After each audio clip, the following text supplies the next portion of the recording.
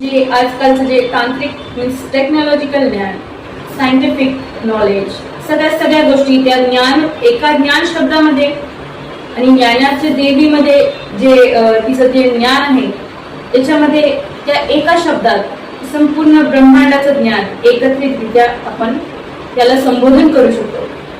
तर सर्व त्रिदेवींचे सर्व गुण घेऊन देवीचे सर्व स्वरूपांना त्यांना आपण वंदन करून त्यांचा स्वीकार करून आपण जागर करत असतो.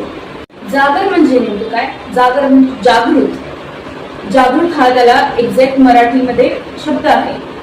जागृत म्हणजे काय? वेळीच सावध होणं.